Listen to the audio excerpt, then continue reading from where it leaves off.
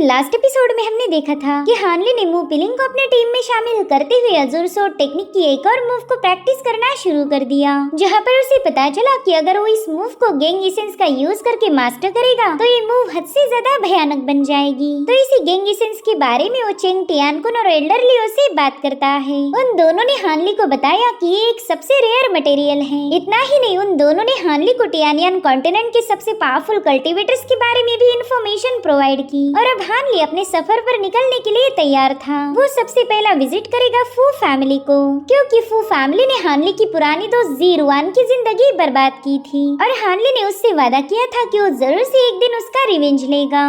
अब आगे तो इस एपिसोड की शुरुआत में हमें यूनू किंगडम के जीडाओ माउंटेन का इलाका दिखाया गया, जहाँ पर एक इन में हम 3 कल्टीवेटर्स को देख पाते हैं। इनमें से जो एक मोटू वाला था उसका नाम है सांशियू, दूसरा वाला था लियोपेंग और उनके साथ हम देख पाते हैं ज़ैंगताई को, जो कि हानली का जिगरी दोस्त था। गाइस, ये हानली है, बस उसने ट्रांसफॉर्मेशन टेक्निक का यूज करके अपना फॉर्म बदल लिया था ताकि वो अपनी असली पहचान सबसे छुपा के रख पाए। यहाँ पर हानली अपनी डिवाइन पावर का यूज करते हुए एक वेटर के सेंसेस को चेक कर रहा था, जो देख उस वेटर के वहाँ से जाने के बाद सांशिया हानली से कहने लगा कि भाई हान, क्या तुम्हें उस बंदे में कोई प्रॉब्लम नजर आ रही थी जो तुम उसे ऐसा चेक कर रहे थे? जिस पर हानली जवाब देते हुए बताने लगा कि भले ये वेटर एक मॉर्टल है, मगर उसकी बॉडी में मुझे काफी अच्छे क्वालिटी के स्पिरिचुअल रूट्स महसूस हुए। भले ये बंदा कोई जीनियस नहीं है, मगर इसने कल्टीवेट किया तो शायद ही कोई ना कोई अचीवमेंट जरूर से हासिल करेगा। जो सुनकर तो दोनों बंदे काफी ज्यादा हैरान हो गए। वो कहते, वाह भाई, तुमने तो कमाल कर दिया, तुमने बिना उस बंदे को अलर्ट किए ही उसके स्पिरिचुअल रूट्स को पहचान लिया। ये बात तो माननी पड़ेगी कि तुम्हारी डिवाइन एबिलिटी आउटस्टैंडिंग है। हम दोनों को तो लगा ही नहीं था कि तुम इतने ज्यादा टैलेंटेड होगे। जो सुनते साथ ही हानली कह रहा था, अरे नहीं, आप तो बेवजह मेरी तारीफें कर रहे हो, प्लीज आप मेरी मामूली सी कल्टीवेशन को डिवाइन एबिलिटीज का टाइटल ना दे। वो तो बस मेरे पास एक मामूली सी सीक्रेट टेक्निक है जिसका यूज करके मैंने उसके स्पिरिचुअल रूट्स को पहचान लिया। जिस पर सांशियो कह रहा था कि मेरे ख्याल से उस बंदे ने कल्टीवेशन की जर्नी को शुरू ही नहीं करना चाहिए। जैसा कि हम तीनों को भी पता है, हमारी कल्टीवेशन की दुनिया में कमजोरों के लिए कोई जगह नहीं। अगर वो बंदा कल्टीवेशन की जर्नी की शुरुआत भी करेगा तो भी उसके पास कोई खास टैलेंट नहीं, जिसके चलते उसे बस दूसरों के हाथों बुली होना पड़ेगा। और फिर क्या, एक दिन वो बेचारा मॉर्टल एक पावरफुल बंदे का शिकार बनेगा। इससे अच्छा तो उसने बस यहाँ पर वेटर का काम करना चाहिए। यहाँ पर हानली को सांशियो की बातें जरा भी पसंद नहीं आ रही थी। हानली को लगता है कि हर किसी को कल्टीवेशन करने का अधिकार है, मगर सांशिया के हिसाब से ये दुनिया मतलबी लोगों से भरी पड़ी है। वो कह रहा था कि अब हमारा ही एग्जाम्पल लो। हम दोनों भाई जीडाओ माउंटेन इसलिए आए थे ताकि हम फू फैमिली के एंसेस्टर के बर्थडे सेलिब्रेशन का फायदा उठा पाए। इस पार्टी को अटेंड करने से हमारी कई सारे नए लोगों से जान पहचान हो सकती है।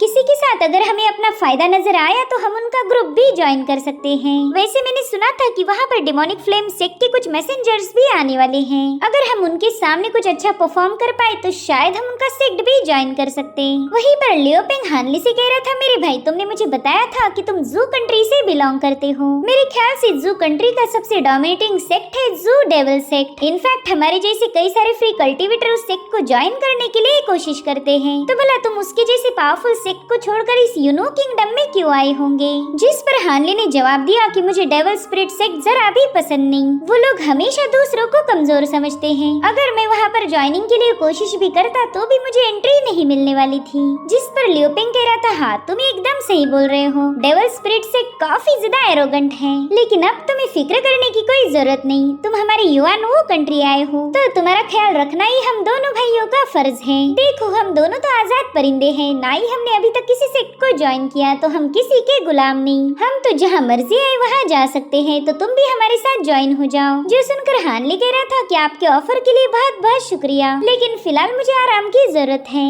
जिसके बाद वो इस कन्वर्सेशन को बीच में छोड़कर ही वहाँ से चला गया। अब हानली के वहाँ से जाने के बाद हमें इन दोनों के असली इरादे पता चल जाते हैं। दरअसल ये दोनों भी हानली को जरा पसंद नहीं करते थे। सांशियो ने तो सीक्रेटली बात करने के लिए वहाँ पर एक लो लेवल का टलिस्मान एक्टिवेट कर दिया ताकि वहाँ पर एक साउंड शील्ड क्रिएट होकर हानली इन दोनों की बातें सुनने न पाए। यानी कि ये दोनों अपने बाप को उल्लू बना रहे थे। सांशियो कहने लगा कि बंदा तो हमें बेवकूफ समझता है। उसने हमें बोला कि वो एक फ्री कल्टीवेटर है और उसे लगा कि हम उसकी बात मान जाएंगे। अब तुम ही बताओ, एक फ्री कल्टीवेटर के पास इतनी सारी स्टोरेज बैग कहाँ से आ गए? अरे वो छोड़ो, उसके पास जो सोर्ड थी ना वो एक टॉप ग्रेड का मैजिकल आर्टिफैक्ट है। मुझे तो ऐसा लगता है कि ये बंदा कोई फ्री कल्टीवेटर ना होकर किसी छोटे मोटे सिख का डिसाइपल होगा। जिस पर लियोपिंग कह रहा था, हाँ भाई तुम्हारा अंदाजा पूरी तरह से सच है।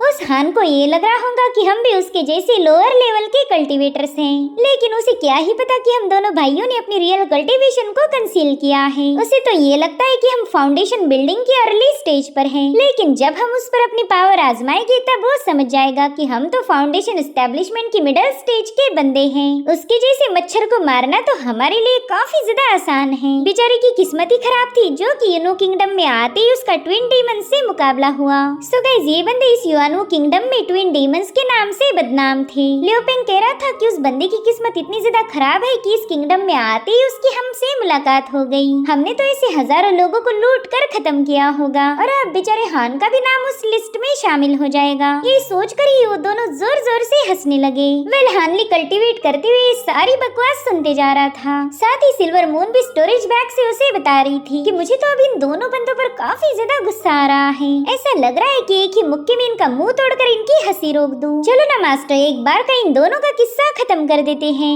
जिस पर हानली कह रहा था, अरे नहीं, वो तो सिर्फ प्लानिंग बना रहे हैं। प्लान करने के लिए भला हम किसी की जान क्यों ले? वैसे मुझे लगा था कि इन 200 सालों में टियानियन कॉन्टिनेंट के फ्री कल्टीवेटर्स थोड़ा सा बदल गए होंगे, लेकिन पहले भी ये लोग लुटेरे थे और अब भी वैसे ही हैं। खैर, फिलहाल तो इन्होंने हम पर कोई एक्शन नहीं लिया। जब एक्शन लेंगे तब मारे जाएंगे। मुझे तो बस अब फू फैमिली के बारे में प्लानिंग बनानी होगी। जहाँ तक मैंने इन्वेस्टिगेट किया, मुझे पता चला कि फू फैमिली में 3 कोर स्टेज के कल्टीवेटर्स हैं, तो उनसे निपटना हमारे लिए कोई बड़ी बात नहीं। बस फिक्र तो इस बात की है कि उन तीनों कोर फॉर्मेशन स्टेज के कल्टीवेटर्स ने already demonic flame sect join किया है। अगर उस सेक्ट के लोगों ने इंटरफेयर किया तो शायद फू फैमिली के कुछ लोग जिंदा बच जाएंगे, और ये मैं बिल्कुल नहीं चाहता, क्योंकि अगर इसमें से एक भी बंदा जिंदा बच गया तो मैंने ज़ीरोइन से जो वादा किया था वो अधूरा रह जाएगा। अब अगले दिन ये लोग पर्पल डाउ माउंटेन पर पहुंच गए। वो दोनों बंदे हानली को बता रहे थे कि यहाँ पर पॉइजनस मिस्ट फैली हुई है। अगर कोई मॉर्टल गलती से भी इस माउंटेन पर घुस जाए तो बड़ी आसानी के साथ मारा जाएगा। यहाँ के पॉइजनस मिस्ट को बस हमारे जैसे कल्टीवेटर ही झेल सकते हैं। जो सुनकर हानली कह रहा था, फिर तो ये जगह काफी ज्यादा खतरनाक है। तो सांशियो कह रहा था, हाँ बिल्कुल, दरअसल ये फू फैमिली ने सेटअप की हुई पर्पल मियाज़मा एरी है। हर साल यहाँ पर न जाने कितने सारे मॉर्टल्स आकर मारे जाते होंगे, और इससे ना ही फू फैमिली को कोई फर्क पड़ता है और ना ही हमें, क्योंकि देखो ये तो बस उन मॉर्टल्स की बदकिस्मती होगी जो वो यहाँ आए और मारे गए। हानली थोड़ा सा कंफ्यूज होकर पूछ रहा था कि आखिर ये पर्पल पॉइजन मियाज़मा एरी है क्या? उसके सवाल को सुनकर सांशियो थोड़ा सा चौंक गया। वो कह रहा था, क्या यार भाई, तुम यूनो किंगडम आए लेकिन तुम्हें इस एरी के बारे में कोई आइडिया नहीं? चलो कोई नहीं, मैं तुम्हें बता देता हूँ। देखो, फू फैमिली इस पूरे इलाके पर राज करना चाहती थी, इसलिए उन्होंने कई सारे पावरफुल फॉर्मेशन मास्टर्स को यहाँ पर इनवाइट करते हुए ये एरी सेटअप की। यहाँ से गुजरने वाला हर एक मॉर्टल बस 3 दिनों के अंदर ही मारा जाता है। इनफैक्ट ये पॉइजन इतना ज्यादा भयानक है कि उसकी बॉडी और फ्लेश को पूरी तरह से डिस्ट्रॉय कर देंगे। ऐसे लोगों की तो हड्डियां भी देखने को नहीं मिलती। ये सारी बातें सुनकर हानली को फू फैमिली पर काफी ज्यादा गुस्सा आ रहा था। वो सोच रहा था कि ये फैमिली मासूम लोगों को किसी कचरे से कम नहीं समझती। उनके लिए मॉर्टल की लाइफ एक बहुत बड़ा मजाक है। कोई जिए या मरे उससे उन्हें कोई फर्क नहीं पड़ता, उन्हें तो बस यहाँ पर हुकूमत करनी है। अब ये लोग आगे बढ़ ही रहे थे कि तभी सांशियो हानली को बताने लगा कि इस माउंटेन की वैली में एक खूबसूरत नजारा है जिसे देखते ही तुम्हारे तो होश ही उड़ जाएंगे। वहाँ पर साल के 12 महीने बहार छाई रहती है। वहाँ के एक्सोटिक फ्लावर्स को देखकर तुम्हारा दिल खुश नहीं हुआ तो मेरा नाम बदल देना। वहीं पर सिल्वर मून हानली को माइंड स्पेस से बताने लगी कि हाँ, यहाँ से थोड़ी दूरी पर एक वैली है। मेरे ख्याल से उस वैली के अंदर कोई रेस्ट्रिक्शन सेटअप होगा, क्योंकि मैं उसकी एनर्जी फ्लक्चुएशंस की हल्की सी स्पिरिचुअल ऑरा को महसूस कर पा रही हूँ। मेरे ख्याल से ये लोग आपको वहाँ ले जाकर मारने की प्लानिंग बना रहे। ये बात तो माननी पड़ेगी कि इन दोनों ने यहाँ आने से पहले ही काफी अच्छा होमवर्क किया है। जिस पर हानली कह रहा था, अरे यार, वो वैली तो यहाँ से काफी ज्यादा दूर है, वहाँ तक पहुँचने में तो शाम हो जाएगी। खैर, मैं भी ये नौटंकी कर करके थक चुका हूँ, तो क्यों ना मैं सीधा इन्हें कन्फ्रंट करूँ। जिसके बाद हानली कहता है, तुम दोनों जरा गौर से सुनो। मेरे ख्याल से यहाँ का भी नजारा काफी ज्यादा खूबसूरत है। मेरे ख्याल से इलाका भी सेक्लूडेड होगा। मुझे नहीं लगता कोई यहाँ पर आने वाला है, तो मेरे ख्याल से ये जगह किसी भी क्राइम को अंजाम देने के लिए परफेक्ट होगी। अगर हम यहाँ पर किसी को खत्म करने की प्लानिंग भी बनाए तो भी हमें कोई डिस्टर्ब नहीं करने वाला। साथ ही एविडेंस को मिटा दो तो किसी को कानो कान खबर नहीं लगेगी। उसकी बातें सुनकर लियोपिंग थोड़ा सा कंफ्यूज हो गया। वो कह रहा था, ब्रदर हान, शायद तुम्हें कोई मिसअंडरस्टैंडिंग हुई। भला हम तुम्हारे साथ गलत क्यों करेंगे। वहीं पर सांशियो कह रहा था हाँ भाई हमने तो तुम्हें अपने ग्रुप में शामिल किया, तो बोला हम तुम्हारे साथ गलत क्यों करेंगे। अब यहाँ पर हानली अपने असली फॉर्म में आने ही वाला था कि तभी उन्हें किसी के हंसने की आवाज आई। वो डिमोनिक आवाज कह रही थी कि मैं बस थोड़ी देर के लिए सोने गई थी, लेकिन उतने में ही मेरे इलाके में कातिल घुस गए।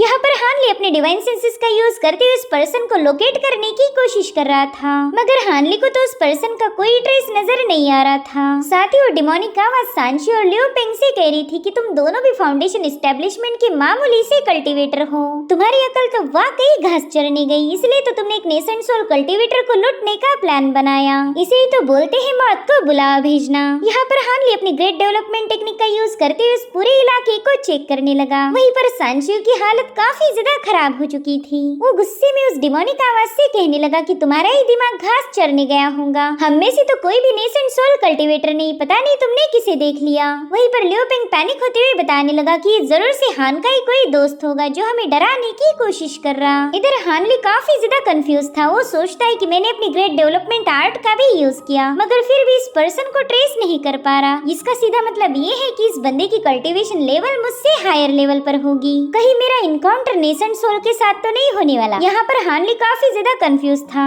और वहीं पर लियो पेंग और सांशियो हानली को ही घूरने लगे। उतने में ही वो डिमोनिक आवाज उनसे कहने लगी कि तुम दोनों की औकात तो मेरे सामने किसी कीड़े से कम नहीं है, लेकिन तुम्हारे साथ ये जो नेसेंट सोल वाला बंदा है ये मुझे काफी ज्यादा अमेजिंग लगा। अगर ये कल्टीवेशन की मिड स्टेज पर होता तो शायद मुझे ट्रेस कर लेता। खैर ये तो मुझे देख नहीं पा रहा, लेकिन मैं इसके असली फॉर्म को देख सकती हूँ। जो सुनते साथ हानली भी बिना देर के अपने असली फॉर्म में आ जाता है। यहाँ पर हानली ने बड़े ही डैशिंग अंदाज में अपने लाइटनिंग सोर्स को भी पॉइंट कर लिया था, जो देखते साथ ही इन दोनों की फटके 4 हो गई, सॉरी 8। वहीं पर वो डिमोनिक आवाज कह रही थी कि आज तुम्हारी इस ग्रैनी को काफी ज्यादा भूख लगी है, तो पहला मैं तुम दोनों का नाश्ता कर लूंगी और फिर इस नेसेंट सोल को डिनर में खाया जाएगा। ये सब सुनकर सांशियो ने तो तुरंत ही हानली के सामने अपना सर पटकना शुरू कर दिया। वो कह रहा था सीनियर प्लीज मेरी लाइफ बख्श दीजिए, मैं कभी किसी के साथ पंगे नहीं करूंगा। ये मामूली सा कल्टीवेटर आपकी जैसी महान आत्मा को पहचानने में गलती कर गया। हालांकि हानली का कंसर्न ये दोनों नहीं बल्कि वो डिमोनिक आवाज थी। इधर लियो पेंग तो हानली को डिस्ट्रैक्ट होता हुआ देखकर तुरंत ही वहाँ से भाग निकला। हालांकि सांशियो से बता रहा था कि भाई भाग के कोई फायदा नहीं, ये नेसेंट सोल है, ये तुझे मार देगा। अभी बेवकूफ नेसेंट सोल की पावर नहीं जानता कि तू आजा जल्दी से आकर माफी मांग। लेकिन लियो पेंग को लग रहा था कि वो हानली को चकमा दे देगा। अब यहाँ पर हानली ने तो उस लियो पेंग को पलट कर भी नहीं देखा था, उसने बस अपनी बैम्बू लाइटनिंग सोर्ड को उसकी तरफ डायरेक्ट कर दिया। इधर सांशियो रोते हुए हानली से कह रहा था कि सीनियर प्लीज मुझे माफ कर दीजिए, ये सारी आइडिया उस बेवकूफ लियो पेंग की थी। वहीं दूसरी तरफ लियो पेंग काफी तेजी के साथ आगे बढ़ रहा था। उसे लगता है कि बस थोड़ी देर में मैं इस माउंटेन से निकल जाऊंगा, लेकिन उतने में ही हानली की सोर्ड सीधे आकर उसके आर पार घुस गई, जिससे तो एक चट्टान पर जाके वहीं पर क्रैश हो गया। अब लियो पेंग का किस्सा तो खत्म हो चुका था, बारी थी सांशियो की। वेल सांशियो को एक उम्मीद नजर आ रही थी, उसे लगता है कि ब्रदर हान ने अभी तक मुझ पर अटैक नहीं किया, शायद वो अपना मन बदल दे। वो हानली से कहता है सीनियर प्लीज मुझे माफ कर दीजिए, मैं जानता हूँ हमने बहुत बड़ा गुनाह किया जो कि माफी के लायक नहीं, लेकिन कम से कम मुझे मेरी फैमिली की खातिर बख्श दीजिए। मेरे घर पर मेरे बूढ़े माँ बाप है और मेरे बच्चे हैं। यहाँ पर हानली सांशियो को जिंदा छोड़ने का डिसीजन ले चुका था, क्योंकि वो उसकी फैमिली को अफेक्ट नहीं करना चाहता। इतना ही नहीं हानली को पूरा यकीन था कि इस इंसिडेंट के बाद सांशियो कभी किसी और का फायदा उठाने की जरूरत नहीं दिखाएगा। उतने में वो डिमोनिक आवाज उससे कह रही थी कि तुम तो बेवजह इस नेसेंट सोल के सामने रहम की भीख मांग रहे हो। भले ये बंदा तुम्हें जिंदा छोड़ दे, लेकिन मेरे लिए तो तुम एक सप्लीमेंट हो। तुम्हारी प्रिमोर्डियल स्पिरिट को खाने के बाद मुझ में थोड़ी सी एनर्जी आएगी। उतने में ही हम देख पाते हैं कि हानली को यहाँ पर कुछ ऑरा के ट्रेसेस नजर आ रहे हैं, मगर अभी तक हानली उस बंदी को लोकेट नहीं कर पाया था। तो यहाँ पर हानली ने डिसाइड किया कि वो इस बंदी के साथ थोड़ी सी चालबाजी करेगा। वो कहते हैं चलो नौटंकी दिखाना बंद करके चुपचाप से सामने आ जाओ, अगर नहीं आओगी फिर मैं तुम्हें घसीटते हुए अपने सामने पेश करूंगा। जो सुनते साथ ही वो डिमोनिक आवाज उससे पूछने लगी कि बताओ तुम मुझे ट्रेस कैसे कर पाए। मेरी radiance light transformation art nascent soul के इनिशियल स्टेज वाला बंदा कभी भी ट्रेस नहीं कर सकता। तो इस तरह से हानली उसका इस सीक्रेट आर्ट का नाम जान चुका था, जिसका यूज करके वो कब से हानली को उल्लू बना रही थी। वहीं पर ग्रैनी भी समझ गई कि ये बंदा तो मुझे फंसाना चाह रहा था, और फिर उतने में एक ग्रीन कलर की अजीब सी दिखने वाली डीमन उसके सामने आ गई। गाइस इसका हमें कोई स्पेसिफिक नाम तो बताया नहीं गया, मगर ये बंदी खुद को को ग्रैनी बुलाती है। वो काफी ज्यादा हंसते हुए हानली से कह रही थी कि पता नहीं जब मैं तुम्हारी नेसेंट सोल को डिवार करूंगी तब उसकी टेस्ट कैसी लगेगी। मैं तो तुम्हें लेकर काफी ज्यादा क्यूरियस हूँ। अफसोस तुम्हें खाने के बाद मैं तुम्हें कोई फीडबैक नहीं दे पाऊंगी। इधर हानली भी इस अजीब सी दिखने वाले डीमन को देखकर काफी ज्यादा हैरान था और तभी जमीन के अंदर से कुछ जड़ें बाहर आने लगी। हानली समझ चुका था कि अब ये खेल शुरू हो चुका है। ग्रैनी कह रही थी कि चलो पहला तो मैं हल्के फुल्के एपेटाइजर से शुरुआत करूंगी और फिर मेन कोर्स का लुत्फ उठाया जाएगा। और फिर वहाँ पर एक बड़ा ही अजीब सा टेंटिकल आकर साशियो को दबोच लेता है। वेल ये चीज इतनी ज्यादा भयानक थी कि साशियो को एक ही पल में खत्म करते हुए उसकी प्रिमोर्डियल स्पिरिट कोर को बाहर निकाल चुकी है। उसे निकलने के बाद तो ग्रैनी को थोड़ा सा मजा आ गया। ये सब देख हानली कह रहा था कि तुम तो प्रिमोर्डियल स्पिरिट को डिवावर करके अपनी कल्टीवेशन को इनहांस कर रही हो। चलो जल्दी बताओ तुम हो कौन, मैं तुम पर ज्यादा टाइम बर्बाद नहीं करना चाहता। जो सुनकर ग्रैनी जोर जोर से हंसने लगी। वो कह रही थी पता नहीं तुम इतने बेसब्र क्यों हो रहे हो, वैसे भी तुम्हें खाने के बाद मैं कौन हूँ इसका तुम्हें पता चल जाएगा, तो फिर बेवजह इतनी जल्दी मत करो। वैसे काफी देर से एक सवाल मेरे दिमाग में घूम रहा, तुम हो एक नेसेंट सोल स्टेज के कल्टीवेटर और मैंने आज तक कभी किसी नेसेंट सोल को नहीं खाया। पता नहीं तुम्हें खाने के बाद उसका मुझ पर कैसा असर होगा। ऐसा भी हो सकता है कि मैं इमीडिएटली ब्रेक थ्रू कर लूं। जिसके बाद वो अपनी वुड एट्रीब्यूट का यूज करते हुए हानली पर कई सारी जड़ों से हमले करने लगी। साथ ही साथ उन जड़ों पर खिलने वाले डेमोनिक फ्लावर भी हानली को निगलने के लिए तैयार थे। तो हानली फटाफट से अपनी बैम्बू लाइटनिंग सोर्ड का यूज करते हुए तुरंत इन फ्लावर्स पर अटैक करने लगा। उसने तो जगह जगह पर अपनी सोर्ड पियर्स कर दी थी।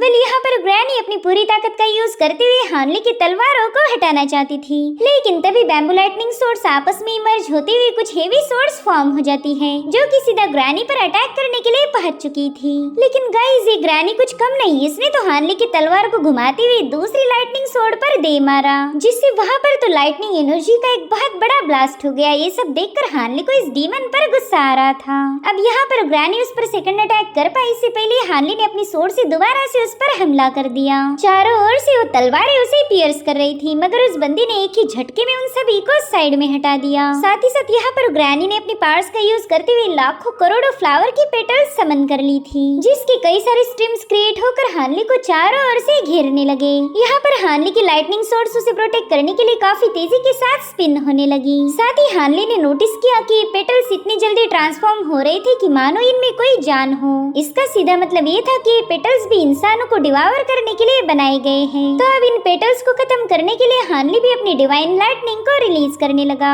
वहीं पर ग्रैनी अपने डीमन फ्लावर से बाहर आ चुकी थी। उसके सामने का नजारा देखकर तो उसके होश उड़ गए। वो काफी ज्यादा एक्साइटेड होकर कहने लगी कि वाव ये तो गोल्डन लाइटनिंग है, इस बंदे को खाते वक्त तो ये लाइटनिंग इसमें 4 चांद लगा देगी। मुझसे तो अब जरा भी सब्र नहीं हो रहा, मैं अभी के अभी इस लाइटनिंग को डिवावर करना चाहती हूँ। उसकी बातें सुनकर हानली कह रहा था पता नहीं तुम उतनी दूर से डायलॉग बाजी क्यों कर रही हो, अगर तुम्हें वाकई इस गोल्डन लाइटनिंग को खाना है तो मेरे पास आ जाओ। और आज फॉर द फर्स्ट टाइम हम हानली के गोल्डन ड्रैगन को देख पाते हैं। हानली ने आज तक अपनी फाइट में कभी ड्रैगन्स का यूज नहीं किया था, क्योंकि उसके पास पहला कभी ड्रैगन था ही नहीं। दरअसल ये आइस ब्लू फ्लेम वाला ड्रैगन है जिसे हमने लास्ट एपिसोड में देखा था। वेल हानली की लाइटनिंग सोर्ड इस ड्रैगन को रिफाइन करने में लगी हुई है। वो आइस फ्लेम्स अभी तक पूरी तरह से रिफाइन नहीं हुई थी, इसलिए हानली अपने इस ड्रैगन का ज्यादा देर तक यूज नहीं कर पाएगा। वेल इस शानदार से गोल्डन ड्रैगन को देखकर तो ग्रैनी के मुंह में पानी आ गया। वो उसे चैलेंज करते हुए कहने लगी कि कम ऑन चलो देखते हैं किसमें ज्यादा दम है। यहाँ पर ग्रैनी ने अपने कई सारे डिमोनिक फ्लावर्स को ओपन कर लिया था।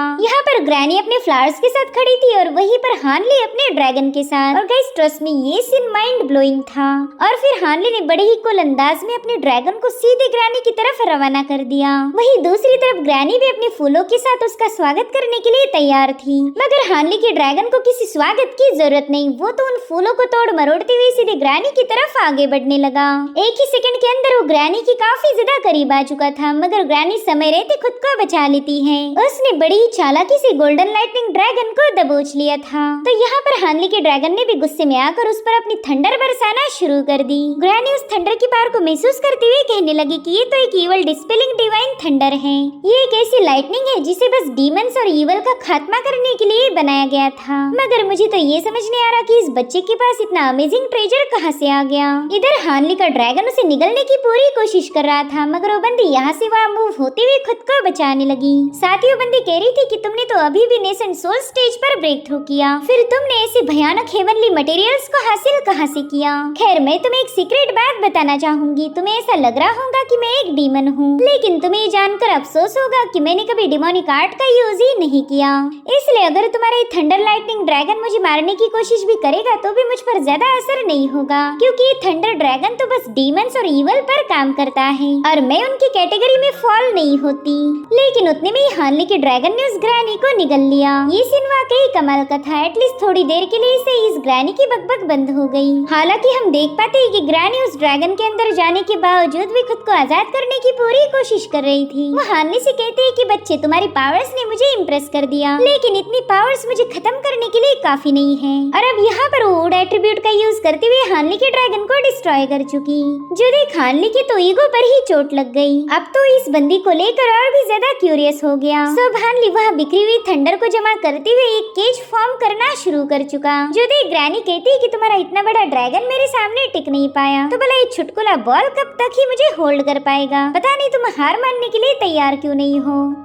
यहाँ पर हानली ने बड़े ही कूल अंदाज में अपनी लाइटनिंग सोर्ड उस बॉल पर रिलीज कर दी थी, जो देखकर ग्रैनी को टेंशन आने लगा। वो थोड़ा सा पैनिक होते हुए कहने लगी कि पता नहीं तुम मेरे साथ क्या कर रहे हो, जल्दी से मुझे आजाद करो वरना मैं तुम्हें एक भयानक सी मौत दूंगी। यहाँ पर सिल्वर मून भी हानली की स्टोरेज बैग से बाहर आ चुकी थी। उसे तो इस ग्रैनी को तड़पता हुआ देखकर काफी ज्यादा मजा आने लगा। यहाँ पर वो हानली से कह रही थी, मास्टर मुझे तो आपका ये डिवाइन नेट काफी ज्यादा पसंद आया। आज तक किसी ने भी गोल्डन लाइटनिंग बैम्बू का ऐसा इस्तेमाल नहीं किया होगा। अच्छा हुआ कि आपने ढेर सारे बैम्बूज ग्रो कर लिए थे, वरना तो ये नेट बनाना इम्पॉसिबल था। जिस पर हानली कहता है कि चाहे वो ब्लू आइज फ्लेम्स हो या फिर फेंगजी की विंड स्पिरिट एनर्जी, मेरा ये इवल डिस्पेलिंग डिवाइन थंडर किसी को भी ट्रैप कर सकता है। ये लाइटनिंग थंडर इस दुनिया में इसलिए आया था ताकि यहाँ से इवल एनर्जी को मिटा पाए। इसलिए मैं बैम्बू लाइटनिंग ट्रीज का काफी अच्छे से फायदा उठा रहा हूँ। इधर ग्रैनी हानली पर काफी ज्यादा भड़क गई थी। उससे कहती है कि जल्दी से मुझे आजाद करो वरना मैं तुम्हारी सोल को एक्सट्रैक्ट करके तुम्हारी स्पिरिट को रिफाइन करूंगी। मेरे ख्याल से इस बंदी ने पहले खुद के बारे में सोचना चाहिए कि हानली इसके साथ क्या करेगा। साथ ही ग्रैनी हानली को काफी अजीब तरीके से गालियां दे रही थी, इसलिए हानली ने तुरंत ही लाइटनिंग का यूज करते हुए उसके मुंह पर पट्टी लगा दी। उससे कहता है कि फिलहाल तुम मौत की कगार पर हो और उल्टा मुझे ही मारने की धमकियां दे रही। ऐसा लगता है कि तुम अपनी सिचुएशन की गहराई को समझ नहीं पा रही। खैर मैं तो बस तुमसे बात करना चाहता हूँ, इसलिए जब तक तुम्हारा दिमाग ठिकाने पर नहीं आएगा तुम इस बक्से में बंद रहोगी। और फिर हानली ने उसे पैक करते हुए सीधे अपने जेड बॉक्स में डाल दिया। साथ ही साथ उस पर कई सारे टैलिस्मान सेटअप करते हुए हानली ने उस बॉक्स को अपने स्टोरेज बैग में फेंक दिया। अब ग्रैनी तब तक बाहर नहीं आएगी जब तक हानली उसे समन न करे। यहाँ पर हानली ने सांशियो की स्टोरेज बैग में से कुछ उठाकर उसकी बॉडी में आग लगा दी थी। वेल ये है फू फैमिली का invitation card. Well silver moon ने पहली बार ऐसा इनविटेशन कार्ड देखा था। हानली उससे कहता है चलो अब दावत में जाकर मजे करेंगे, जिसके बाद ये दोनों सीधे फू फैमिली को बर्बाद करने के लिए रवाना हो गए।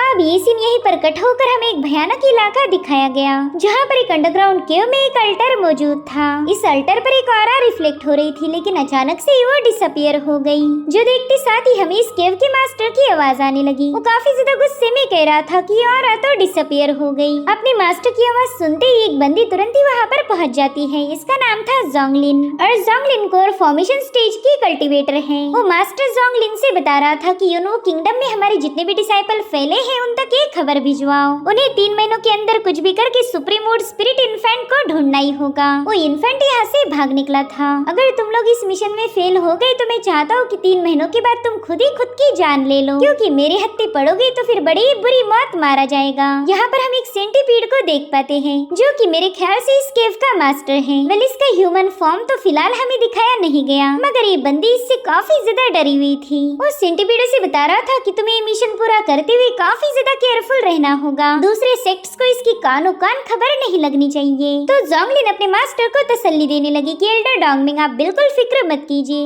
ये मिशन हम किसी भी कीमत पर फेल नहीं होने देंगे। अब जोंगलिन वहाँ से जाने वाली थी कि तभी उसका मास्टर उससे कहने लगा कि जरा 1 मिनट रुक जाओ, तुम्हारे और तुम्हारी जूनियर के पास वुड एट्रीब्यूट की स्पिरिचुअल रूट्स हैं, तो क्यों ना तुम दोनों ही इस मिशन को पूरा करो। तुम तो बड़ी आसानी से उस सुप्रीम वुड स्पिरिट इन्फेंट को ढूंढ सकती हो, बस तुम्हें उस इन्फेंट को ट्रेस करना होगा। वो काफी ज्यादा पावरफुल है, इसलिए मैं खुद ही पर्सनली उस पर एक्शन लूंगा। जो सुनते साथ ही वो बंदी तुरंत ही वहाँ से रवाना हो गई। खाया गया फू फैमिली का मेंशन, जो कि उनके पैट्रियार्क के जन्मदिन की खुशी पर काफी अच्छे तरीके से सजाया गया था। साथ ही इस जश्न में सहभागी होने के लिए न जाने कितने सारे ग्रेट फैमिलीज और सेक्ट के लोग पहुंच चुके थे।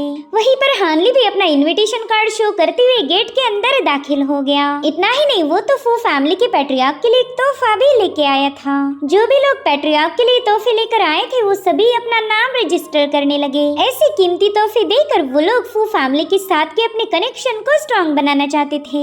इनमें से कोई भी बंदा फू फैमिली की दिल से इज्जत नहीं करता, बल्कि ये तो बस फू फैमिली का डोमिनेंस था। वहीं पर हानली सोच रहा था कि राइचस पाथ और डिमोनिक पाथ के दरमियान हुई जंग 100 साल चलती रही। पता नहीं इस जंग में न जाने कितनी सारी फैमिलीज और सेक्ट डिस्ट्रॉय हुए होंगे, इसलिए तो यहाँ पर सेक्ट के कम लेकिन फ्री कल्टीवेटर्स ही ज्यादा नजर आ रहे। और तभी हानली की नजर पड़ी आसमान पर। वहाँ पर डिमोनिक एनर्जी के 2 क्लाउड्स पहुंच चुके थे, जिन्होंने सबका ही ध्यान अपनी तरफ खींच लिया। वहीं पर फू फैमिली के गार्ड्स कह रहे थे कि चलो हमारे इम्पोर्टेंट मेहमान आ चुके हैं। दरअसल ये डिमोनिक फ्लेम सेक्ट के सन गार्डियंस हैं, जिनका नाम है मोहूफा। और ये दोनों बंदे कोर फॉर्मेशन स्टेज के कल्टीवेटर थे। यहाँ पर फू फैमिली के गार्ड्स तो तुरंत ही अपना सिर झुकाते हुए इन दोनों का स्वागत करने लगे। साथ ही साथ दावत में आए लोगों ने तो पहली बार कोर फॉर्मेशन स्टेज के कल्टीवेटर को आमने सामने देखा था। और अब वो दोनों बंदे तुरंत ही फू फैमिली के पैलेस में एंटर कर देते हैं। इधर हानली बस चुपचाप से वहाँ मौजूद लोगों की बातें सुन रहा था, ताकि वो इस फू फैमिली के रवैये के बारे में और जानकारी हासिल कर पाए। लोग कह रहे थे कि फू फैमिली काफी ज्यादा दिलदार है। उन्होंने इन दोनों डिमोनिक कल्टीवेटर्स को खुश करने के लिए अपनी फू फैमिली में से 2 खूबसूरत लड़कियां ऑफर की हैं, जिसे ये दोनों एल्डर्स अपनी कॉन्क्यूबाइन बना के रखेंगे। तभी एक बंदी कहने लगी कि पता नहीं फू फैमिली के पास इतनी खूबसूरत लड़कियां कहाँ से आती हैं। मैंने तो ये भी सुना था कि फू फैमिली का पैट्रियार्क 1 नंबर का थरकी बंदा है। उस बुढ़े की बड़ी ही अजीब सी आदत है, वो अपने हर एक जन्मदिन पर एक नई कुंवारी लड़की को अपनी कॉन्क्यूबाइन बनाता। और इस बार तो उस बुढ़े का 400वां जन्मदिन है, तो तुम सिर्फ हिसाब लगाओ कि उस बुढ़े ने अभी तक कितनी सारी लड़कियों को कॉन्क्यूबाइन बनाया होगा और न जाने उनसे कितने सारे बच्चे पैदा किए। खैर मुझे तो ये समझ नहीं आ रहा कि आज उसका जन्मदिन होकर भी वो पैट्रियार्क अभी तक यहाँ पर आया ही नहीं। ऐसा भी हो सकता है कि वो कहीं पर अपनी कॉन्क्यूबाइन के साथ मजे कर रहा हो। तो इन दोनों कल्टीवेटर की बातें सुनकर हानली को रफली अंदाजा तो हो ही चुका था कि ये पैट्रियार्क कैसा बंदा है, इसलिए वो फू फैमिली के पैट्रियार्क की तलाश में वहाँ से रवाना हो गया। और अब सीन शिफ्ट होकर हमें फू फैमिली का वही पैट्रियार्क दिखाया जाता है जिसकी ये दोनों कल्टीवेटर्स तारीफें कर रहे थे। और ये कल्टीवेशन की कोर फॉर्मेशन के आखिरी स्टेज पर है। वेल ये फू टियानहुआ काफी ज्यादा भड़का हुआ था। तभी फू फैमिली का यंग मास्टर कहता है पैट्रियार्क आज तो खुशी का दिन है, ऐसे सुनहरे मौके पर आप नाराज रहो ये मुझे बिल्कुल भी गवारा नहीं। जिस पर टियानहुआ कह रहा था खुशी का मौका गया भाड़ में, उस टियानचिंग पर तो मुझे काफी ज्यादा गुस्सा आ रहा है। उस कमीने ने इतने सालों तक हमारी फू फैमिली के रिसोर्सेज का यूज किया ताकि वो खुद को पावरफुल बना पाए। हमारा इनिशियल प्लान था जब टियानचिंग पावरफुल बन जाए तब उसे मास्टर आर्टिसन सेक्ट का लीडर बनाना। उसकी मदद से हम हेवनली डाओ अलायंस को अंदर से कमजोर बना सकते थे, मगर उस गद्दार ने बिल्कुल सही वक्त आने पर हमें धोखा दे दिया। हमारा अब हेवनली डाओ अलायंस को करप्ट करने का पूरा मिशन फेल हो चुका है।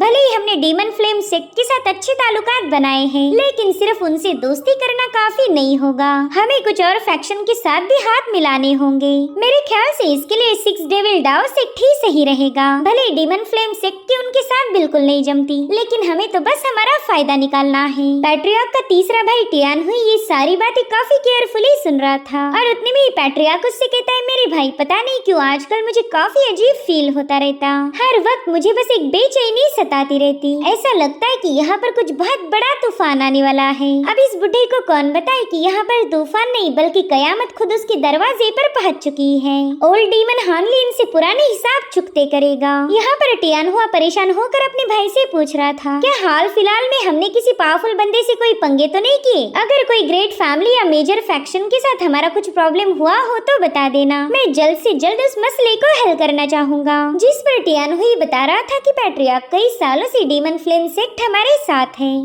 उनकी मदद से हमने उन सभी फैमिलीज को स्लॉटर कर दिया जो हमारे रास्ते में आए। अरे पंगे लेना तो छोड़ो, कोई हमारे खिलाफ एक प्लानिंग भी नहीं बना सकता। जिस पर पैट्रियार्क कह रहा था, यहाँ पर तुम पूरी तरह से गलत हो, अभी तक हमारे दुश्मन कम्प्लीटली साफ नहीं हुए। अब टान फैमिली का ही एग्जाम्पल लो, वो हमारे हाथ से जिंदा बच गए थे ना। जिस पर टियान हुई हंसते हुए कहने लगा कि अरे पैट्रियार्क, वो सब छोड़िए और पहला इस गिफ्ट को देखिए। और फिर वो तुरंत ही वो बॉक्स टियान हुआ के सामने ओपन कर देता है। वेल, इसमें टान फैमिली का एंसेस्ट्रल ट्रेजर था। अब पैट्रियार्क इस ट्रेजर को टियान हुई के पास देखकर ही काफी ज्यादा कंफ्यूज हो गया। तो टियान हुई उसे बताने लगा कि कुछ सालों पहले ही हमारा टान फैमिली से पंगा हुआ था और तभी से टान फैमिली अचानक से अंडरग्राउंड हो गई। भले आपने उस फैमिली को दिमाग से निकाल दिया, लेकिन मैं अभी तक उनके ट्रेसेस को ढूंढ रहा था और फिर एक दिन मुझे उनका हाइडिंग लोकेशन मिल गया। इसलिए मैंने उनके एल्डर्स, डिसाइपल, यहाँ तक कि छोटे बच्चों का भी कत्ल कर दिया। जो सुनकर पैट्रियार्क कह रहा था, क्या कहा तुमने? तुमने सबको मार दिया? तो वो कहता है, नहीं पैट्रियार्क, मैंने आपके लिए एक बंदी को जिंदा छोड़ा है ताकि आप उसके साथ मजे कर पाओ।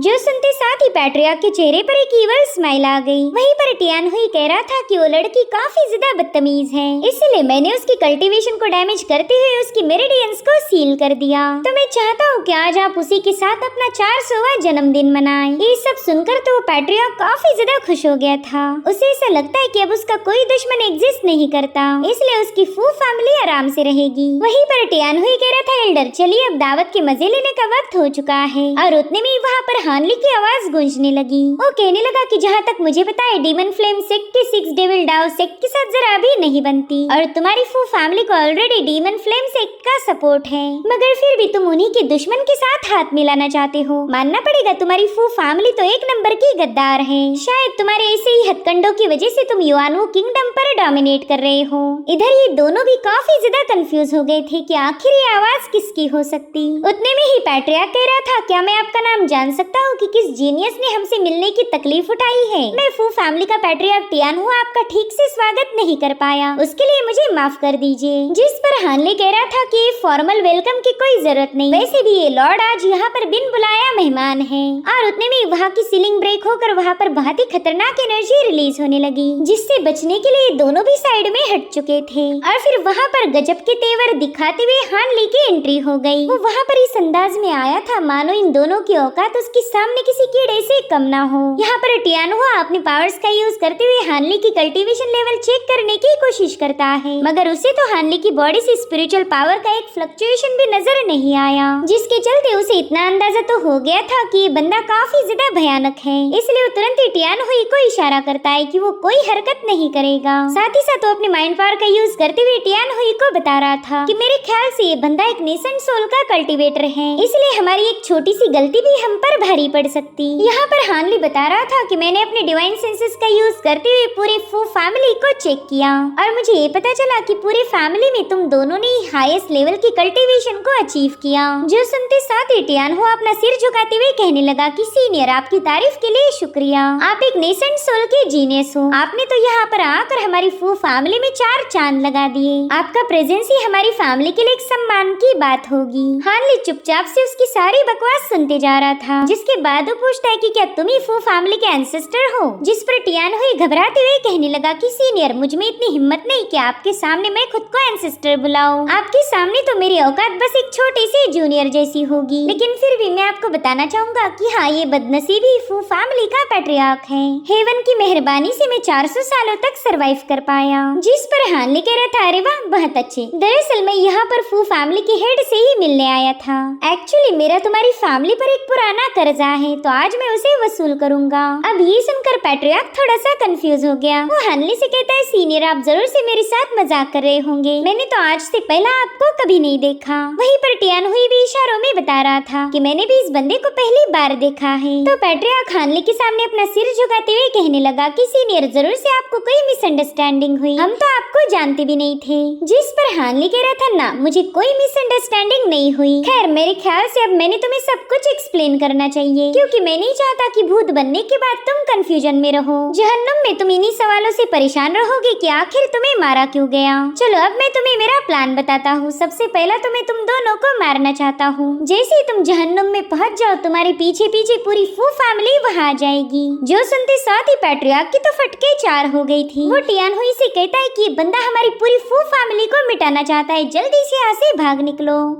इतना कहते साथ ही वो अर्थ एस्केप टेक्निक का यूज करते हुए तुरंत ही वहाँ की दीवार से भाग निकला। उसने तो टियान हुई का जरा भी ख्याल नहीं किया और तब तक हानली की लाइटनिंग सोर्ड सीधे उसे दीवार में चुनवा देती है। हानली की एक तलवार उसके सीने में और 2 तलवारें उसके हाथों में धस चुकी थी ताकि टियान हुई यहाँ से भागने न पाए। यहाँ पर हानली ने सिल्वर मून को भी स्टोरेज बैग से बाहर निकाल लिया। उससे कह रहा था कि तुम तो अर्थ एस्केप टेक्निक में माहिर हो। वो बुड्ढा जो अभी थोड़ी देर पहले यहाँ से भाग निकला, मैं चाहता हूँ तुम अकेले ही उसे हैंडल करो। जो सुनते साथ ही सिल्वर मून गियर डालते हुए कहने लगी कि मास्टर आप बिल्कुल बेफिक्र रहे, आपकी सिल्वर मून यूं गई और यूं आई। वहीं पर हानली टियान हुई का स्टोरेज बैग उससे छीन लेता है। भले ही हमारा हीरो अब एक नेसेंट सोल बन चुका है, लेकिन अभी भी लोगों के स्टोरेज बैग छीनना इसे काफी ज्यादा पसंद आता। अब यहाँ पर हानली ने टियान हुई से सारी तलवारें निकालते हुए उसे अपनी तरफ खींच लिया। उसका सिर पकड़ते हुए कहने लगा कि चल अब मुझे दिखा दे तूने अब तक कितने सारे बुरे कामों का अंजाम दिया है। मैं तेरे पापों का घड़ा देखना चाहता हूँ। दरअसल यहाँ पर हानली ने सोल सर्चिंग टेक्निक को एक्टिवेट किया था, जिसका यूज करते हुए टियान हुई ने किए हुए सारे बुरे कामों को देख पाएगा। यहाँ पर टियान हुई हानली से इतना ज्यादा डर गया था कि उसने वहीं पर पेशाब कर दी।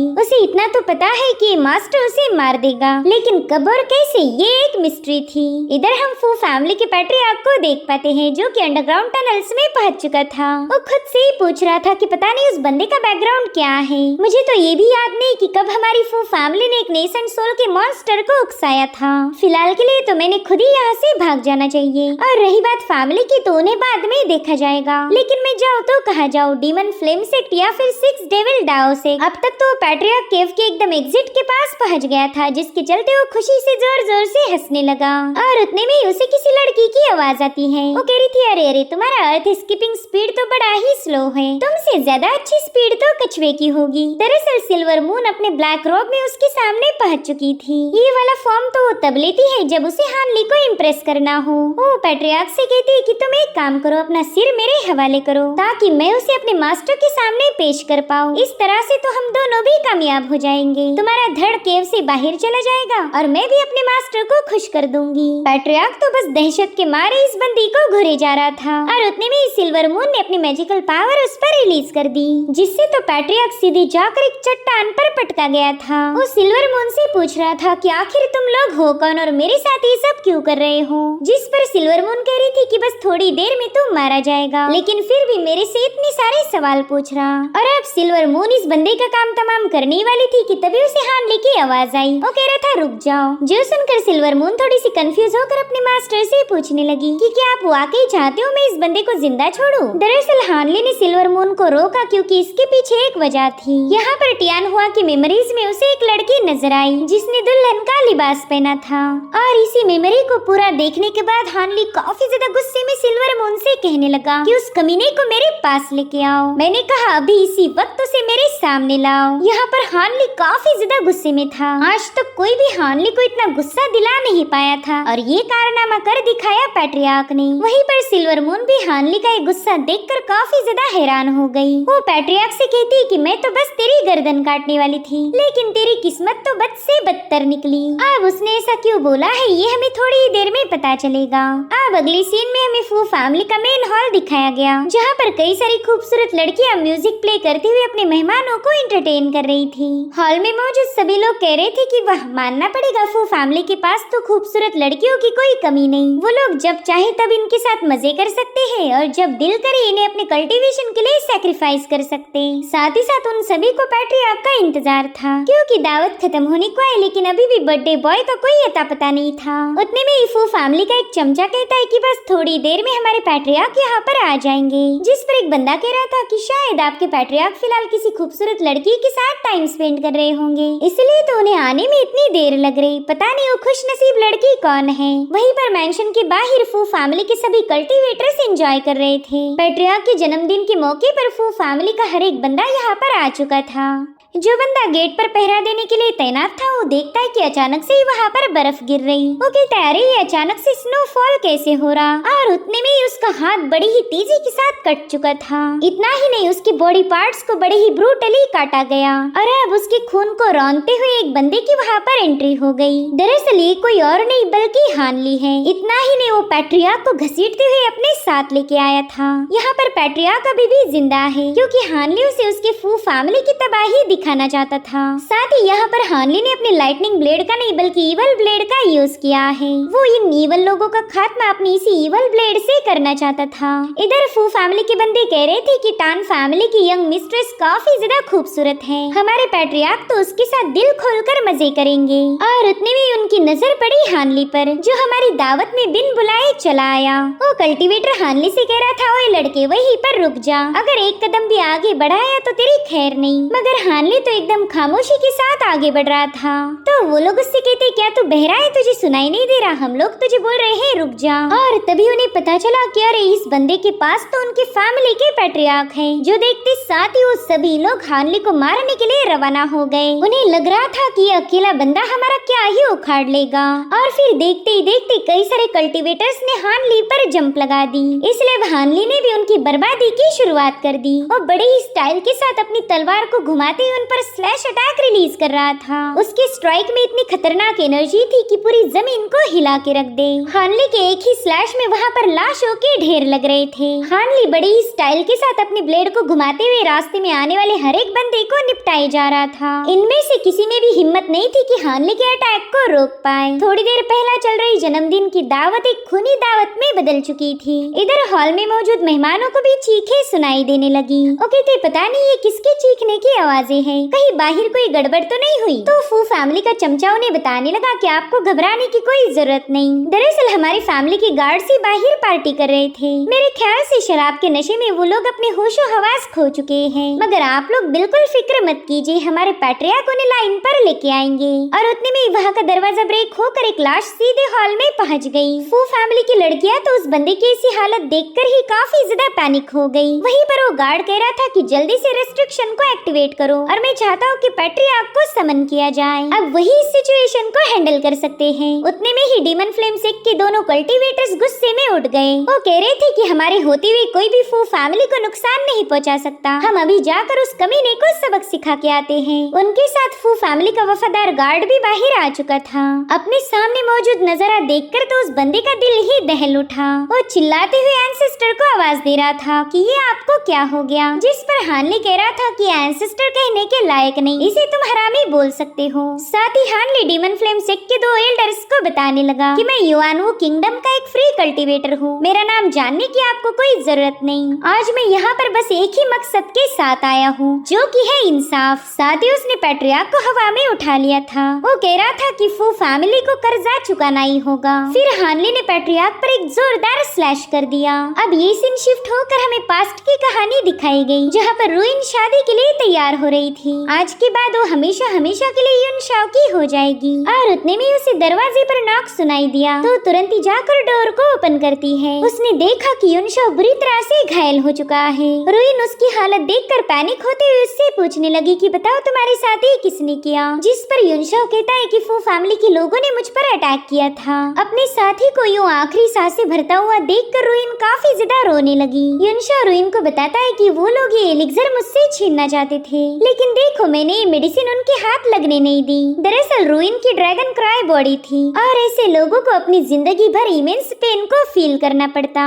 और यून शाओ तो बस अपनी साथी को क्योर करना चाहता था। उससे कहने लगा मेरी जान तुम प्लीज रो मत, तुम्हें रोता हुआ देखकर मुझे काफी ज्यादा बुरा लगता। चलो जल्दी से ये मेडिसिन कंज्यूम करो, इससे तुम्हारी तकलीफ कम हो जाएगी, प्लीज इसे कंज्यूम करना। और इतना कहते साथ ही यून शाओ की वहीं पर मौत हो गई। रुइन आज ही के दिन यून शाओ के साथ शादी करना चाहती थी, लेकिन उनका खुशी का दिन मातम में बदल गया। फू फैमिली ने सिर्फ लालच की खातिर इन दोनों से इनकी खुशियाँ छीन ली थी। बेचारी रुइन रोते बिलखते बस अपने प्यार को आवाज देने लगी, लेकिन यून शाओ उसे छोड़कर जा चुका था। वो रोते हुए कहने लगी कि पता नहीं हमने उस फैमिली का क्या बिगाड़ा था, उन्होंने तो हमसे हमारा सब कुछ छीन लिया। और फिर इस इंसिडेंट के कुछ सालों बाद ही हानली रुइन से मिलने गया था, जहाँ पर हानली को पता चला कि रुइन ने यून शाओ को ही अपना पति मान लिया। वो ना ही दोबारा किसी से प्यार करना चाहती थी और ना ही उसे इस जिंदगी से लगाव था।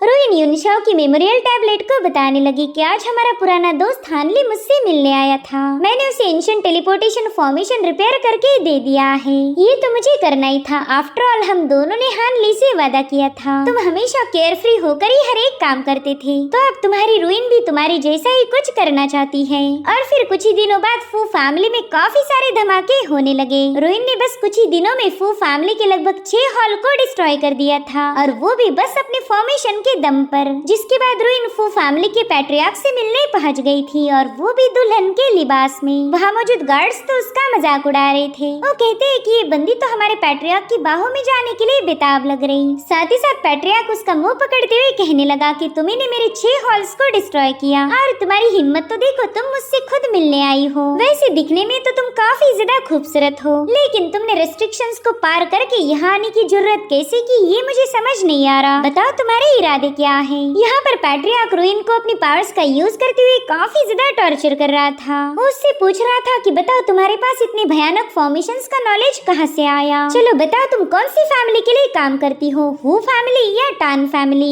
यहाँ पर पैट्रियार्क गुस्से में रोइन को मारने के काफी ज्यादा करीब था। तभी टियान हुई कहता है कि प्लीज उस पर रहम कीजिए। जो सुनकर पैट्रियार्क कह रहा था बताओ तुम इस लड़की की इतनी साइड क्यों ले रहे हो? वो कहता है बड़े भाई एक सेकंड मेरी बात सुन तो लीजिए। मैं जानता हूँ इस लड़की के कई सारे सीक्रेट्स होंगे, लेकिन अब ये हमारी फैमिली के हाथ लग चुकी है, तो क्यों ना हम इसकी कल्टीवेशन को डैमेज करके इसके मेरिडियंस को सील ऑफ कर दे। इस तरह से ये बंदी पूरी तरह से लाचार हो जाएंगी, और फिर हम इससे सारे राज उगलवा सकते। इतना ही नहीं, इसे मारने से पहला मैं इसके साथ थोड़े से मजे करना चाहता हूँ। अगर ऐसी टाइप की लड़कियाँ आपको पसंद नहीं आती तो हमारे सिपाही है ना, वो सभी भाई मिलकर मिल बांट कर इसके साथ मजे करेंगे। जो सुनकर वहाँ मौजूद फू फैमिली के गार्ड्स भी काफी ज्यादा खुश हो गए। रोइन तो बस इन शैतानों को देखती जा रही थी। वो सभी लोग चिल्ला चिल्ला कर कह रहे थे कि हम मिल बांट कर खाने के लिए तैयार हैं। रोइन सोचने लगी कि ये इंसानी खाल में सभी शैतान हैं। ये सब वो जो रोइन के लिए बोल रहे थे, उन्होंने वो ऑलरेडी कई सारी लड़कियों के साथ किया हुआ था। फू फैमिली में आने वाली हर एक लड़की बदकिस्मत थी, और उतने में ही रोइन को काफी ज्यादा तकलीफ होने लगी। वो पैट्रियार्क से कह रही थी कि मैं बस यहाँ एक ही चीज के लिए आई हूँ, जो कि है इंसाफ। और इतना कहते साथ ही रोइन की बॉडी अचानक से एक्सप्लोड हो गई। वहाँ पर एक बहुत ही जबरदस्त धमाका हुआ था, जिसमें फू फैमिली के न जाने कितने सारे गार्ड्स मारे गए, मगर रोइन के असली गुनहगार तो अभी भी जिंदा थे। पैट्रियार्क कह रहा था कि इस बंदे ने खुद की बॉडी को एक फॉर्मेशन जैसे यूज किया था। ये 2 कौड़ी की लड़की मेरी फैमिली को डिस्ट्रॉय करना चाहती थी, लेकिन जब तक ये बुढ़ा जिंदा है तब तक मेरी फू फैमिली के फाउंडेशन को कोई भी हिला नहीं सकता। और आज इस बुढ़े का यही घमंड तोड़ने के लिए उसका बाप यहाँ पर आ चुका है। जब पैट्रियार्क को होश आया तब उसने देखा कि उसकी आधी फू फैमिली तो खत्म हो चुकी। वहीं पर मेन हॉल में जितने भी फू फैमिली के मेंबर्स छुपे हुए थे, हानली ने उन सभी को बाहर खदेड़ दिया। फू फैमिली के न जाने कितने सारे बंदे हानली के सामने आकर पटक चुके थे, और यहाँ पर हानली ने एक ऐलान किया था। वो कहता है कि सभी लोग मेरी बात ध्यान से सुनो, अगले 2 घंटों तक किसी को भी हॉल से बाहर पाँव रखने की इजाजत नहीं है। दरअसल ये अनाउंसमेंट थी उन सभी मेहमानों के लिए जो फू फैमिली से कनेक्टेड नहीं है। वो कह रहा था कि अगर तुम में से किसी ने भी हॉल के बाहर कदम रखा तो मैं उसे ऐसी भयानक मौत दूंगा कि उस बंदे की रूह भी कांप जाए। देखते ही देखते पूरा आसमान लाल हो चुका था। वहाँ पर बहुत ही भयानक बिजलियाँ कड़कने लगी। फू फैमिली के बंदों को अपना काल अपनी आंखों के सामने नजर आ रहा था। पैट्रियार्क ने कभी इमेजिन भी नहीं किया था कि उसे ऐसा भी दिन देखने को मिलेगा। वहीं पर हानली कहता है कि मैं तुम में से किसी को भी आसान मौत नहीं देने वाला। मैं चाहता हूँ कि तुम सभी लोग तड़प तड़प कर मारे जाओ। और अब वहाँ पर हानली ने जो इवल फॉर्मेशन क्रिएट किया था उसमें से थंडर बरसने लगी। वो स्ट्राइक जिस पर भी हिट हुई वो बंदा सीधे एक दरख्त में बदल रहा था। इन सभी लोगों की बॉडी बड़ी ही भयानक तरीके से एक्सप्लोड हो रही थी। इन आखिरी पलों में कुछ लोगों को अपने कर्मा याद आने लगे, कैसे उन्होंने हजारों मासूम लड़कियों की जिंदगी को बर्बाद किया था। कितने सारे बेकसूर लोग इनके हाथों मारे गए। यहाँ पर तो पैट्रियार्क सर पटक पटक कर हानली के सामने माफी मांग रहा था। वो कह रहा था कि हमारे पापों का घड़ा भर चुका है और हमें अपनी गलतियों का एहसास हुआ, प्लीज हमें बख्श दीजिए। यहाँ पर हम रोइन को देख पाते हैं जो कि दुल्हन के लिबास में अपने कातिलों की लाशों को लांघते हुए आगे बढ़ रही थी। साथ ही साथ हमें टियान हुई की लाश भी दिखाई गई, जिसे हानली ने बड़े ही ब्रूटली खत्म किया था। वहीं पर न जाने कितने सारे खून से सने हुए पौधे उग चुके थे। यहाँ पर पैट्रियार्क रहम की गुहार लगा रहा था। वो कहता है मैं अपनी गलतियों को समझ चुका हूँ, प्लीज ये खून खराबा बंद कर दीजिए। वहीं पर उसके जिंदा बचे हुए बंदे कहने लगे कि पैट्रियार्क प्लीज हमारी मदद कीजिए। इन लोगों ने इतने सारे बुरे काम किए थे कि जिसका कोई अंदाजा नहीं। शायद ये लोग भूल गए कि कर्मों का भी हिसाब होता है, जो जैसा करेगा उसे वैसा ही भरना पड़ेगा। और फिर ठीक 2 घंटों के बाद हानवी का फॉर्मेशन अपने आप गायब हो गया। उसने पलटकर देखा कि रुइन की स्पिरिट वहाँ पर आ चुकी है। वो बता रही थी कि मैं युनशाओ की वाइफ रुइन हूँ। आज यहाँ पर मैं ये बताने आई हूँ कि फू फैमिली पूरी तरह से डिस्ट्रॉय हो चुकी। आज फू फैमिली का कयामत का दिन है। और उतने में ही हानली ने बड़े ही जबरदस्त अंदाज में पैट्रियार्क का गला काट दिया। पैट्रियार्क के साथ ही फू फैमिली का हर एक मर्द मिट चुका था। वहीं पर हम युनशाओ के स्पिरिट को भी देख पाते हैं, जिसने फाइनली अपनी दुल्हन का घूंघट उठा दिया। वो दोनों एक दूसरे के गले लगकर असली मायनों में हस्बैंड वाइफ हो चुके थे। यहाँ पर हानली भी भारी दिल से अपनी शराब की प्याली भरने लगता है। उसने देखा कि उसके दोस्तों को फाइनली मुक्ति मिल चुकी है। यहाँ पर हानली भी इमोशनल होकर उस वाइन को पी लेता है। वो कहने लगा, मेरे भाई युनशा और मिस रुइन, ये वाइन का कप मैं तुम दोनों को रिस्पेक्ट के तौर पर ऑफर करता हूँ। तो इस तरह से हानली ने पूरी फू फैमिली का सफाया करते हुए अपने दोस्तों का बदला ले लिया। और इसी के साथ एपिसोड यहीं पर एंड हो जाता है। Thank you so much for watching. Bye bye, take care.